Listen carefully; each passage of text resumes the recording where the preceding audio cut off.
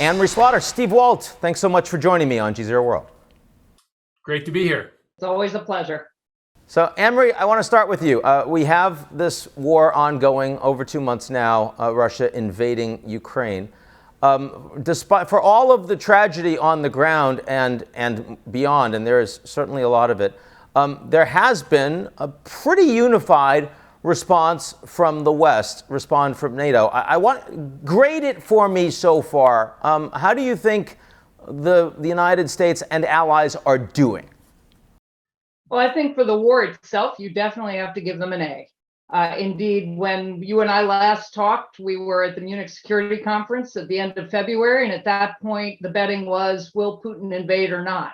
When he invaded less than a week later, most people would have said 2 weeks, he's going to be in Kyiv if that's his intention. A month later, people couldn't believe it. Now, it's really extraordinary. Not only has he not accomplished his aims, but the Ukrainians and basically NATO behind them are in fact pushing Russia back.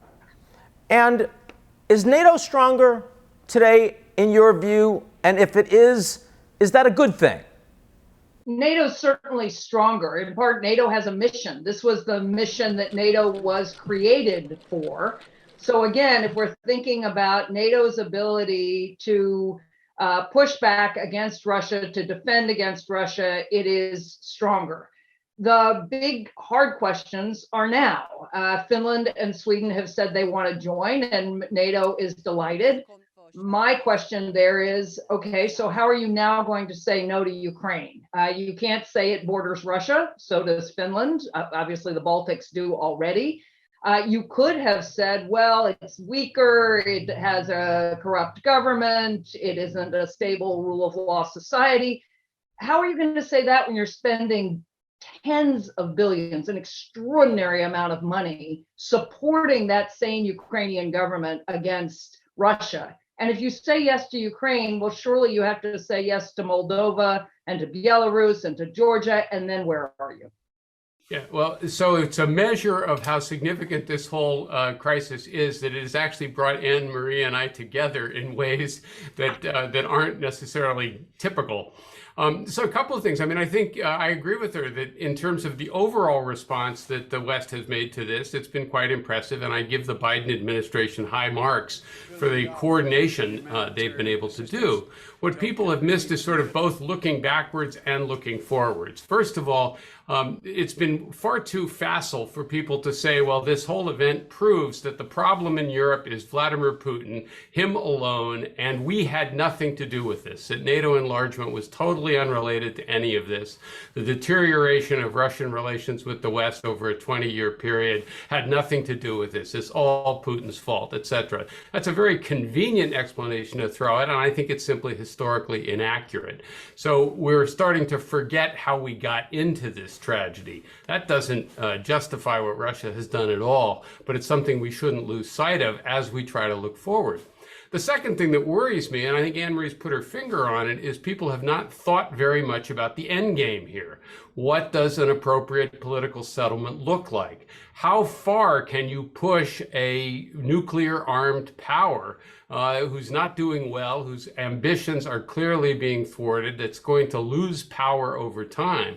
But if our objective is to, drive Russia out of the ranks of the great powers, which is one way of interpreting some of the remarks that have been made by Western officials, then you have to wonder at what point do they start considering other options? How far do you push NATO forward, recognizing that that doesn't just involve sending javelins to other countries, that might involve sending American troops to other countries. So I think Anne-Marie was raising exactly the right question. Given how well Ukraine and others have done in responding to what was an unprovoked attack, you now have to start thinking about, well, what do you want to see as the end game here? How much can you ask for?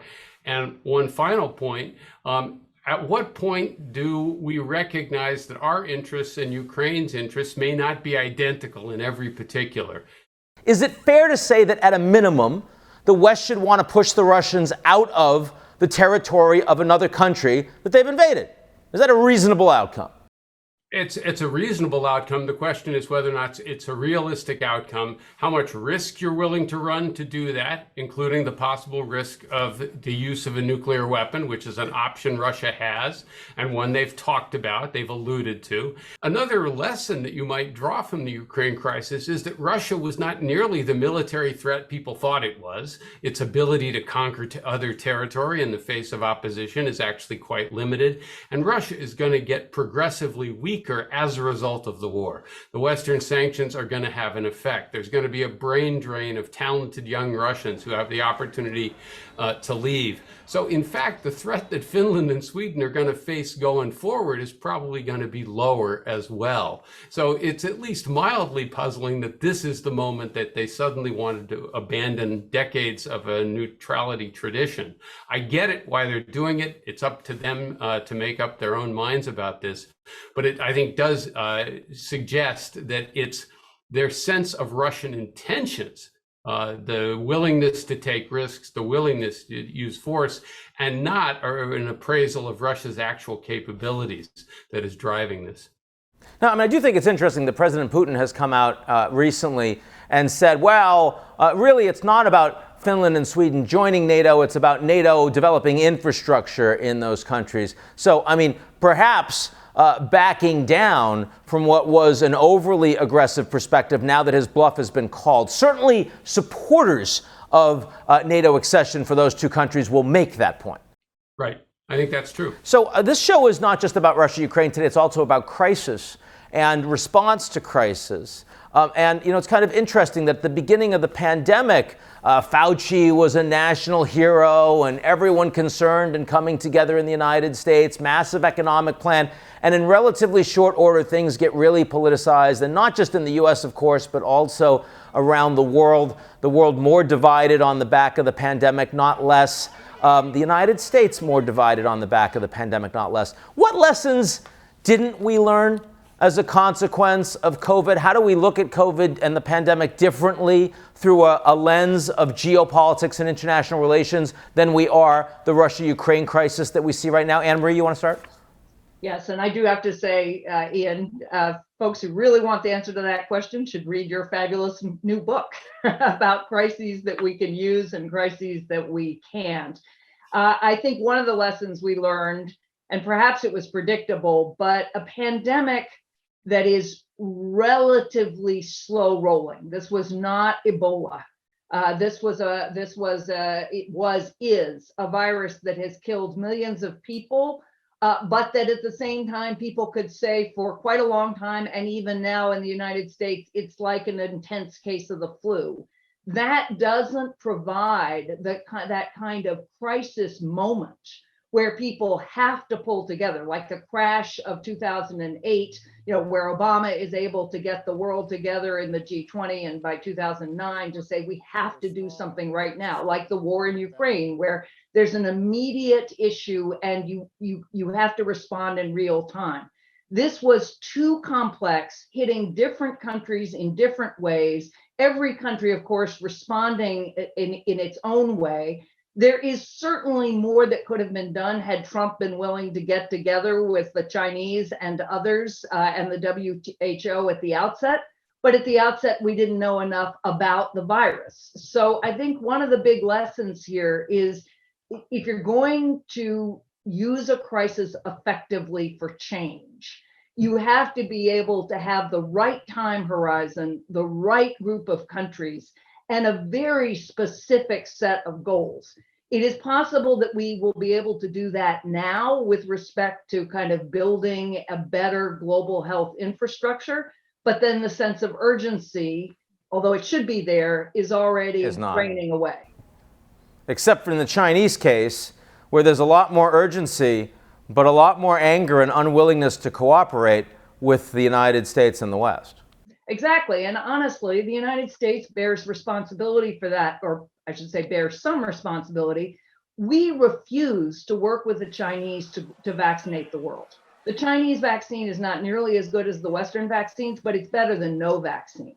And had the United States said the priority for the global economy, for the global health system, for humanity generally is to vaccinate the whole world, and we're going to bring India and China and the Europeans and us together to do it, we really would have had a far better shot. We didn't. We rebuffed all Xi's attempts. Maybe they were feints, maybe they weren't. And China is now much less willing to cooperate with us. Steve, credible? I mean, of course, the Chinese were lying for the first several weeks about whether or not there even was such a thing as COVID, and lied to the WHO and their own people. Do you think there was really an opportunity for the West, for the Americans, to work with the Chinese in terms of global COVID response? Yeah, I think that, one of the unfortunate things is you had essentially a lot of the wrong leaders in a lot of the wrong places at exactly the wrong time. So I can easily imagine a different set of people in China, in the United States, in a number of other countries, coordinating a much more effective global response to this. What I find really surprising about COVID is that it's run counter, at least in some countries, to our normal expectation. Our normal expectation is that when a crisis hits, the authority of the state goes up. Think of what happens in a war, right? The economies get mobilized, prices get controlled, people get drafted. And popularity goes up. And popularity goes up. Yeah. And you got some of that. You got some of that response everywhere. Governments trying to do more, trying to impose rules, limiting travel, things like that. But remarkably quickly, that began to dissipate. You began to see challenges to state authority, certainly in the United States, but also elsewhere in some other countries as well. And of course, that undermined the ability to respond to the pandemic as effectively as we could have. And the second thing that I think is instructive about this is it is always difficult at the global level to get people to make sacrifices on behalf of others. People wanted to keep the vaccines at home for their own populations first before they shared them, even though the problem was simply going to continue if the virus could continue to mutate someplace else. It was eventually going to go from South Africa to the West, and we'd be dealing with it again. It's hard to get them to do things in the collective interest rather than self-interest. And it's hard to get people to make sacrifices in the short term to deal with a problem over the longer term. And that's, I think, the future problem we're going to face is, yes, post-COVID, we'll say, well, let's have a better plan in place for the next one. And my concern is that interest and commitment to maintaining those preparations will dissipate if we get 5 or 10 years where nothing bad happens. And then suddenly the next virus, maybe a worse virus, comes along and we'll be back in the same problem we've had this time around. So last question before we close. I mean, we're in this environment where democracy, particularly in wealthy countries in the last 10 years, has taken a hit. We've seen a move towards more illiberal democracies and more hybrid political systems consistently over the course of the last couple decades. We also see that the U.S.-China relationship has no trust. It's the most powerful relationship in the world. It continues to erode. But we have all of these global crises. Given the ones we've talked about today, and also some of the ones we have in climate change, for example, others, to what extent is that making you as people, as students of global politics and changing global systems, are you becoming, sort of more hopeful in this environment, or are you becoming less? Steve, first. I'm less hopeful for several reasons. First of all, the fact that we have several really monumental crises upon us now. If you had to pick one to solve, it would be hard. If you try to solve all of them simultaneously, it's especially difficult. And at some point, you have to worry about people just throwing up their hands and saying this is all too big of a challenge. But the second thing, it actually goes back to something I said earlier.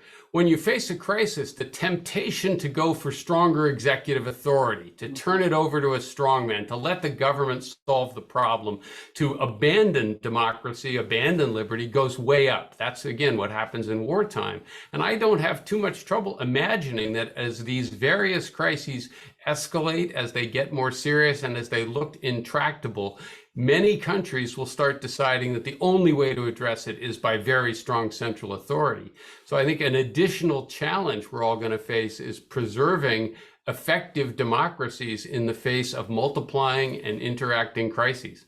Anne-Marie, the last word is to you. Well, I am more of an optimist. I'll just have to say this is a historic occasion. Steve Walt and I have agreed on pretty much everything.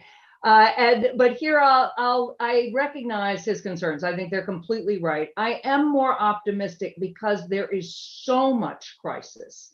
Right. The other way to look at this is there's all this intersecting crisis that the United Nations feels as well. Right. Secretary Guterres knows that the UN is completely outdated. It's set up in 1945. The Security Council are the victors of World War II.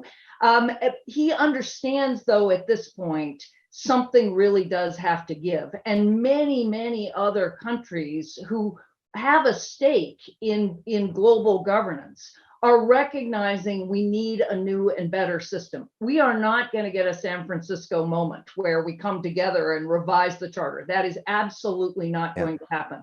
But there is a lot of room for different G groups, right? You could take each of these issues, health, refugees, climate, sort of just responding to this kind of crisis, and create subgroups that are anchored in some of the more functional UN institutions in ways that will be incredibly messy. You won't be able to map it nicely. You won't be able to say, here's the headquarters and here are the people in charge.